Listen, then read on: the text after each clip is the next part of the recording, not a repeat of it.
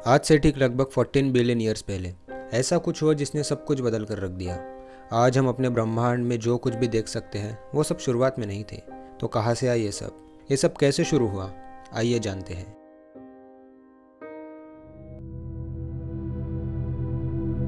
Universe यानी ब्रह्मांड बहुत बड़ा है। ब्रह्मांड की रचना कैसे हुई, ये सब कैसे शुरू हुआ, इसकी कल्पना करना मुश्किल है। 1927 में जॉर्ज लुमेट्रा नाम के एक एस्ट्रोनॉमर के पास एक बड़ा आइडिया था।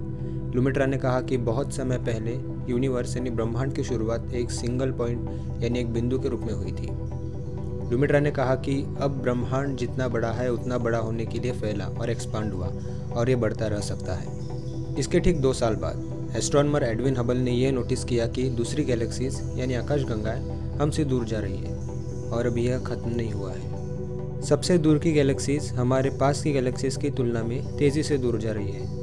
इसका मतलब था कि यूनिवर्स अभी भी फैल रहा है यानी एक्सपांड हो रहा है, जैसा कि लुमेट्रा ने सोचा था। अगर चीज़ें एक दूसरे से दूर जा रही थी, अगर चीज़ें अलग हो रही थी, तो इसका मतलब था कि बहुत पहले सब कुछ एक साथ करीब था। आज हम अपने ब्रह्मांड में जो कुछ भी देख सकते हैं, जैसे कि स्टार्स, प्लैनेट्स, कॉमेट्स, एस्ट्रॉइड्स, वे सब शुरुआत में नहीं थे। तो फिर कहाँ से आई ये सब? यह पूरे यूनिवर्स एक एटम से भी छोटे एक ही कण से पैदा हुआ है।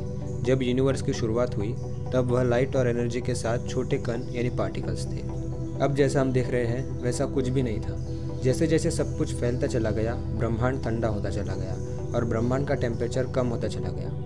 अब हम जानते हैं कि यूनिवर्स लगभग 14 बिलियन साल पुराना है। यह बहुत लंबा समय है। बिग बैंग के समय ब्रह्मांड का आकार 0 यानी शून्य था और इसीलिए वो असीम रूप से गर्म यानी इन्फाइनेटली हॉट रहा होगा।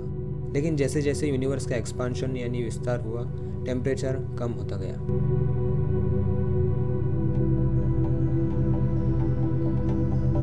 बिग बैंग के 1 सेकंड बाद टेम्परेचर लगभग 10,000 मिलियन डिग्री तक गिर गया होगा। यह सूर्य के टेम्परेचर का लगभग 1000 गुना है। इस समय यूनिवर्स में कुछ प्रोटॉन और न्यूट्रॉन के साथ साथ ज़्यादातर फोटॉन, इलेक्ट्रॉन और न्यूट्रिनोज और उनके एंटीपार्टिकल्स शामिल होंगे। बिग बैंग के लगभग 100 सेकंड बाद टेम्परेचर 1000 मिलियन डिग्री तक गिर गया होगा। यह सबसे गर्म तारे के अंदर का टेम्परेचर है। इस टेम्परेचर पर स्ट्रॉन्ग न्यूक्लियर फोर्स के अट्रैक्शन से बचने के लिए सफिशिएंट एनर्जी नहीं होगी। प्रोटॉन और न्यूट्रॉन एक साथ कंबाइन होना शुरू कर देंगे। प्रोटॉन और न्यूट्रॉन मिलकर न्यूक्लिया बनेंगे, ज़्यादातर हाइड्रोजन के न्यूक्लिया। इनमें से कुछ न्यूक्लिया कंबाइन होकर हीलियम भी बनाते हैं, जिसमें 2 प्रोटॉन और 2 न्यूट्रॉन होते हैं। बिग बैंग के कुछ ही घंटों के भीतर हीलियम और दूसरे कई एलिमेंट्स का प्रोडक्शन बंद हो गया और इसके बाद अगले 10 लाख वर्षों तक यूनिवर्स का एक्सपांशन जारी रहा और ब्रह्मांड में पूरा अंधेरा छाया रहा।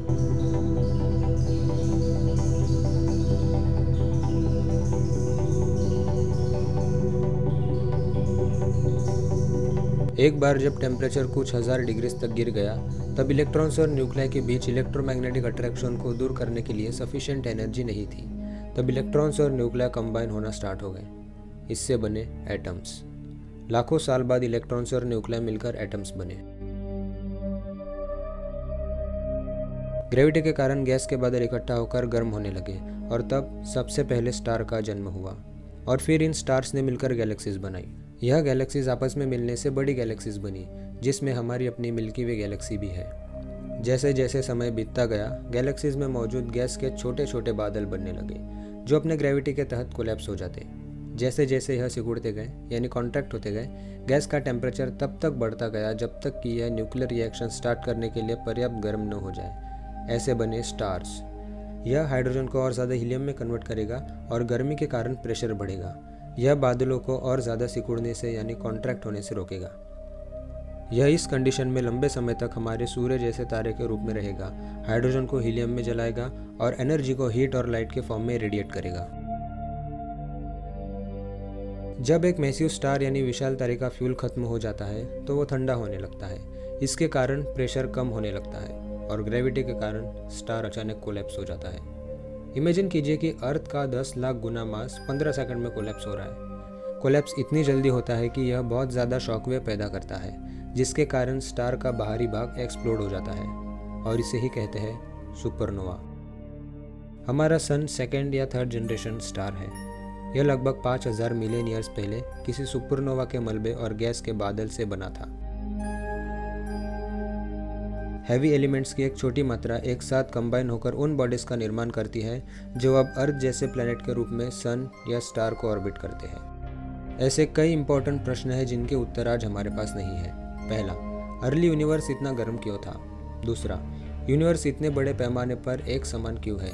यह अंतरिक्ष में सभी बिंदुओं पर और सभी दिशाओं में एक जैसा क्यों दिखता है? तीसरा, यूनिवर्स ने एक्सपांशन की इतनी क्रिटिकल रेट के साथ शुरुआत क्यों की? क्या ताकि सिर्फ फ्री कोलैप्स से बचा जा सके?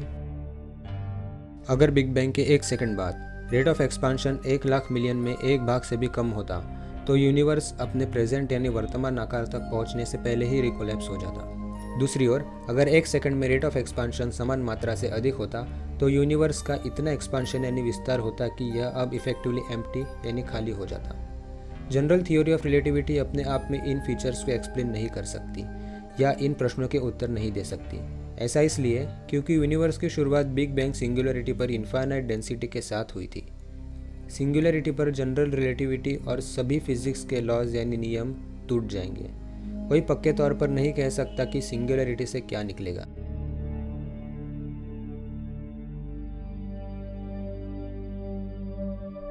यूनिवर्स ही सब कुछ है। इसमें सभी स्थान और स्पेस में मौजूद सभी मैटर और एनर्जी शामिल है। इसमें समय, टाइम भी शामिल है और निश्चित रूप से इसमें मैं और आप भी शामिल हैं। यूनिवर्स लगभग 14 बिलियन ईयर्स पुराना है। हमारा सोलर सिस्टम 4.6 बिलियन ईयर्स पुराना है। पृथ्वी पर जीवन शायद 3.8 बिलियन ईयर्स से अस्तित्व में है और ह्यूमन केवल कुछ 100,000 वर्षों के आसपास रहा है। यूनिवर्स का यह सफ़र अभी जारी रहेगा।